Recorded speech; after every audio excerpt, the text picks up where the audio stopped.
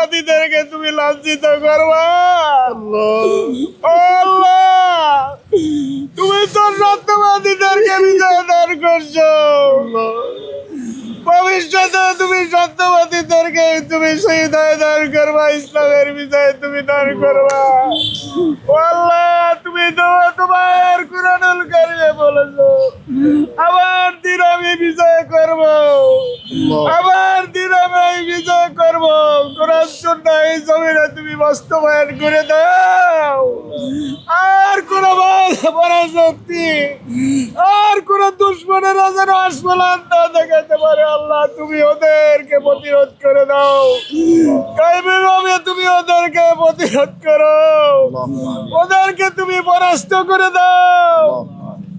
এই জমিন তোমার রাসূলের, তোমার জমিন তোমার রাসূলের জমিনে আল্লাহ শয়তানের চক্রান্ত তুমি প্রতিষ্ঠিত করতে আর দিও না আল্লাহ।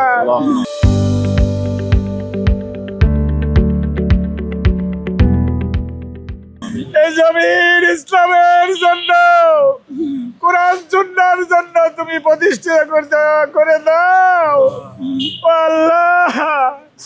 আমরা এই জমিনে আর কোন দুশ্মনের বাসফলন আর দেখতে চাই না, ভবিষ্যতে আমরা দেখতে চাই না।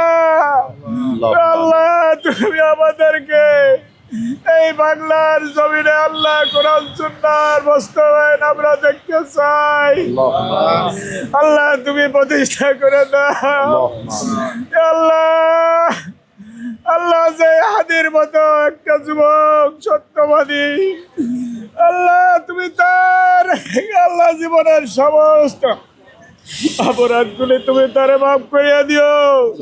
মানুষ হিসাবে ভুল করতেই পারি আল্লাহ, যদি ভুল করে থাকি আমরা, আমার ভাই করেছে, তুমি তাদেরকে করে মাফ করে দিও আল্লাহ। এই দুনিয়া এই জমিনে যারা তোমার দিন প্রতিষ্ঠা করার জন্য যারা প্রাণ চেষ্টা করে যাচ্ছে আছে আল্লাহ, যে যেখান থেকে করতে পারে, কাগজের লিখনের মাধ্যমে, বক্তৃতার মাধ্যমে, স্লোগানের মাধ্যমে আল্লাহ, যে যেভাবে তোমার দিন প্রতিষ্ঠা করার জন্য প্রচেষ্টা চালিয়ে যাচ্ছে আল্লাহ, তুমি তাদেরকে কবুল করিয়া দিও আল্লাহ।